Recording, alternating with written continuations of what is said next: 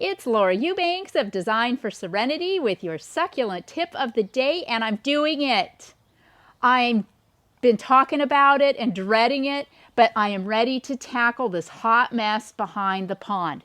This presentation of plants used to be so gorgeous, and if you look objectively at it, I don't think there's anybody that would agree that it looks gorgeous now. It is overrun, it is run-amucky. I just haven't wanted to get into it because this is going to be a really, really big job.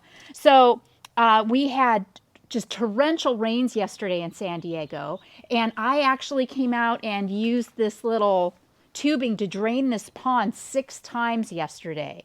And I figured while it's drained, I might as well climb in and start ripping stuff out.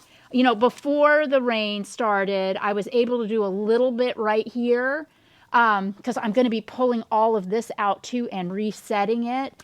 Look at all of that, that whole mess of plants, which I am going to lovingly cut up and reset, and I'll show you. I'm going to save stems and leaves and everything, but all of that came from this little area right here. Can you believe that? I cannot believe that. So can you imagine what I'm going to be dealing with here, what I'm going to find? This is just like an early Easter egg hunt. These aeoniums, from the weight of the rain and the storm, I think is what have caused these to flop so badly. I mean, this little stand just broke right off. So these are all, and these arboretums are so leggy. Oh my gosh, look at that. Look at that. I think I should win a prize at the county fair for that. Holy mother, look. Oh yeah, that's real pretty. Let's just plant that right there. No, I'll be cutting these up and resetting them so that they look mucho mejor. Oh my gosh. So what you're going to find, and you know, if this is scary for me, I can only imagine how scary it'll be for you to tackle an area in your own garden.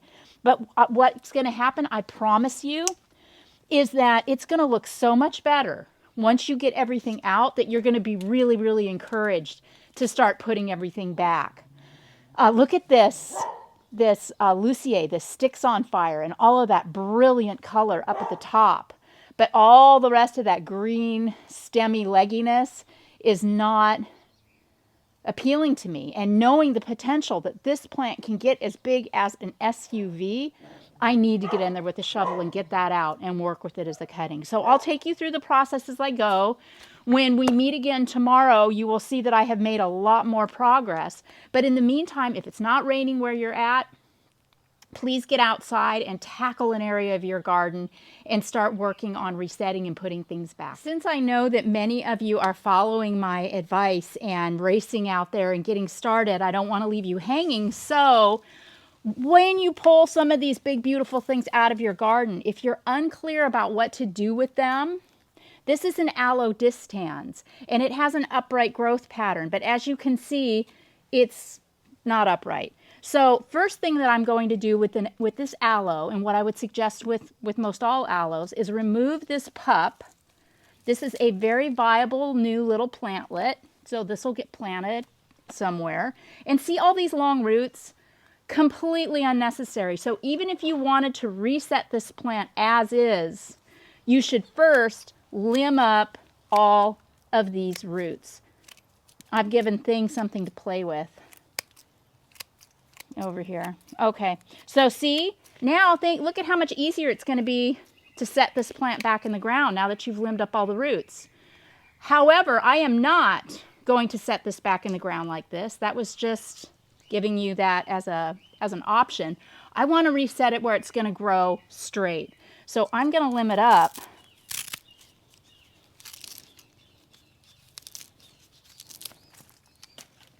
like so.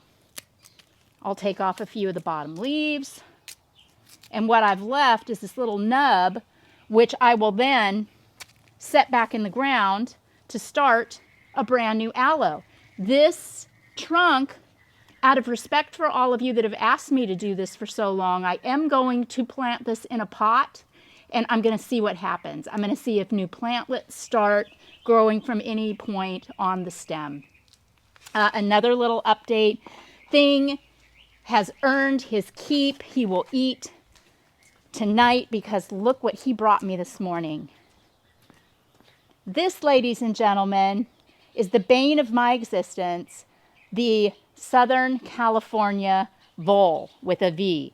Voles, unlike gophers, voles go across the top and cut and eat right through the stems and trunks of your plants, right where the trunk meets the ground.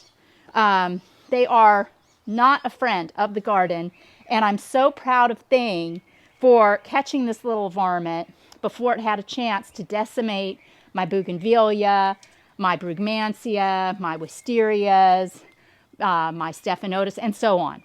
So yay Thing. Oh, also in reviewing the analytics, turns out like over 50% of y'all aren't subscribed to the channel. And, you know, it doesn't really matter at the end of the day whether you are or you aren't, other than subscribing, you'll get, you know, updates when I post new videos. But at 100,000 subscribers, YouTube's going to give me a plaque. And I'm at like 63, I think. So we can do this. Please, if you haven't hit subscribe, let's do it. And we'll get to that 100,000 and that plaque will be for all of us. Thank you all so much. Have a great day in the garden today. Have a wonderful holiday weekend with your quarantine group. And I will see you tomorrow.